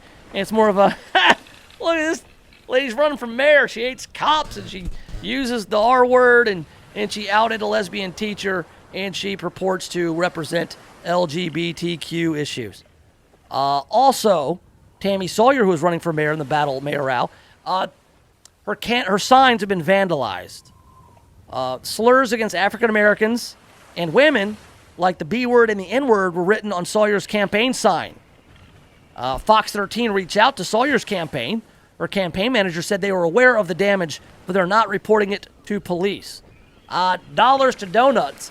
If they did report it to police, the police would investigate and find out that somebody from Tammy Sawyer's campaign vandalized the signs. And I saw a picture of the vandalism. They blacked out some of her teeth, and they drew a curly, swirly mustache on her, made her look like Captain Hook. And then we've already talked about Trump ordering tougher sanctions on Iran, and Mike Pompeo declaring the attack on an oil field in Saudi Arabia as an act of war. We will follow that story and report as it develops. There you go. There's your news cruise. We're all done. We're going to get you set up for the Earl Farrell for Memphis show. And we're also going to talk about a titan of rock and roll who died on this day oh my God, how long has it been? 40 years? 50 years? Almost 50 years ago. 49 years ago on this day, one of the all-time greats we lost. We're going to talk about him because, man, a titan of rock and roll, as I said. And we'll do that next right here in the Nation of Jake. The Voice, KWAM, FM 107.9 and AM 990. When's the last time you looked at the windows in your house? Not through the windows, but at the windows. Really looked at them. There's dirt, streaks, buildup, smudges, fingerprints, paw prints, spider webs, dead bugs. There's little white speckles. I have no idea what they are, and who knows what else. Now, cleaning all the windows in your house makes a big difference, but it's also a big job. That's why you need Just Windows Home Services. Just Windows has been taking the pain out of window cleaning since 1992. Just Windows cleans all types of windows, storm windows, screens, skylights, interior, exterior, upstairs and down. Now, I know I told you the company is called Just Windows Home Services, but they do a lot more. Roof and gutter cleaning, pressure washing, mirrors, blinds, ceiling fans, light fixtures, chandeliers. Look, if you've got hard to reach areas of the house, then you need Just Windows Home Services. Call for a free estimate, 751-3934. That's 751-3934, or get them online at justwindowsmemphis.com. That's justwindowsmemphis.com. I'm Ed Parami, the owner of JanPro, the franchise that helps you be your own boss. JanPro is now the fastest growing franchise in the entire world for the second year in a row by Entrepreneur Magazine. We are growing so fast we need new business owners right here in Memphis right now. So if you want to be your own boss and open your own business, call JanPro at 901-683-4900 to see just how easy it is to be your own boss. For as little as $950 down, you can be a part of JanPro. Don't waste another minute. Call 901-683-4900. KWAM The Voice invites you to the Mississippi Senior Expo and Health Fair Thursday, September 19th from 9 a.m. until 2 p.m. at Brown Missionary Baptist Church in South Haven. This year it's bigger than ever, so don't miss it. Free health exams, flu shots, healthy living demos by Silver Sneakers, and valuable information on senior living, plus plenty of food trucks for lunch. The Mississippi Senior Expo, September 19th at Brown Missionary Baptist Church, presented by the DeSoto Times, The Best Times, and KWAM The Voice. Did you know that your potential customers look at your website and determine your credibility within 8 seconds? Make sure your business reflects the quality service you provide. Contact Control Alt Design for a free quote today. Today's marketplace is very competitive and you need a professional web presence. Control Alt Design offers web design at a fraction of what the larger firms charge. Control Alt Design has been helping local businesses stand out on the web for over 20 years. They also offer logo design, business card design, flyers, brochures, and more. See their work today at ControlAltDesign.com. Your dog is a furry member of your family and they deserve the highest level of care. Dogtopia has award-winning daycare, boarding, and spa services. They are the safest, cleanest, and most transparent dog daycare and boarding option for you. The best part? You can check in with your dog anytime on the video stream on your phone. Dogtopia, located at Carriage Crossing. Find out more at dogtopia.com to schedule your dog's best day ever. The special event florist for the Mid-South is Lynn Doyle Flowers. They are famous for creating incredible floral arrangements and are available to fill even your last-minute needs. From the simple to the magnificent, their staff can create unique arrangements for your special occasion. Flowers always bring a smile, make someone's day, and for fast, convenient delivery, call Lynn Doyle Flowers today at 901-323-4521 or visit their beautiful new location at 6225 Old Poplar Pike.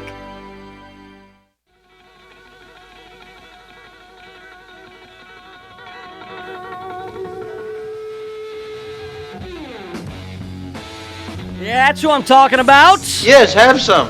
Jimi Hendrix died on this day in 1970. Now, when you think about Jimi Hendrix, I mean, you think about the guitar, obviously. I mean, the things he was doing, he did the greatest effort to do it. I mean, listen, I've got a lot of favorite guitar players, all right? But there are guys who are just unmistakable. You hear Eddie Van Halen play, you know it's Eddie Van Halen. It doesn't even have to be a Van Halen song. You just know his style. You know SRV, Stevie Ray Vaughan. Just a distinct way of playing guitar. Jimi Hendrix is the godfather of it all. He did things on the guitar that nobody else had done before him and nobody has done since. I mean, Jimi Hendrix, a guitar god in every sense of the term. Now, Earl Farrell, I ask you this. Have you ever seen Jimi Hendrix live? Did you ever get the chance to see him? I did not. First time I ever saw him, actually, my sister's boyfriend was a huge fan. He first came out with his first album, and he came to pick up my sister for a date. Came in with the album, put it on the record player, because that's what we did back then. Yeah, it's always the older kid who introduces you into this stuff. That's right. And, in fact, my sister named her parakeet, what was it? Hey, Joe. Hey, Joe. Hey, Joe, where are you going with that gun in your hand? And then, of course, I saw him on the video or film, Woodstock. Sure, yeah, doing the whole Star Spangled Banner thing. The guy was unbelievable. Now, just to put it in perspective of how great Jimi Hendrix was, my father saw Jimi Hendrix at Ellis Auditorium in 1969, and he tells me the story of seeing Jimi Hendrix. We would listen to Jimi Hendrix stuff. We would listen to old rock, and Jimmy was the best. And he pointed that out to me at an early age. Say, this guy right here.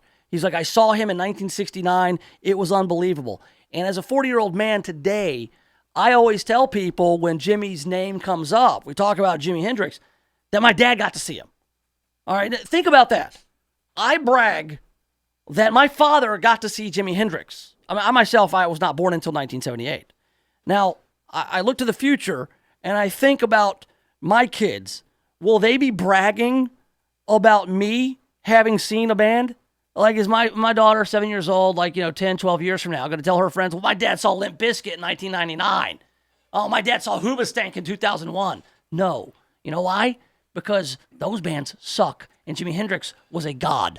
That's why. That's how great he was. Here's how great he is. And still is. When you listen to his music, it is as fresh and relevant today as it was the first time you ever heard it. Especially if you take LSD, which, well, I'm not sure if you have or not. Maybe you are doing something and experiencing it the way you're supposed to. High on life. Is that right? Well, he says, are you experienced? He asked the question. The Jimi Hendrix experience. They say he used to describe music in colors and that there's a vault and that there's still unheard music from Jimmy. So on this day, he passed in 1970. And listen, people don't think so, but I can hear Jimmy. I can hear Jimmy. Can you? This is the Voice KWAM Memphis. The latest news stories are here. This is KWAM Memphis. This is CBS News on the Hour, sponsored by Rocket Mortgage by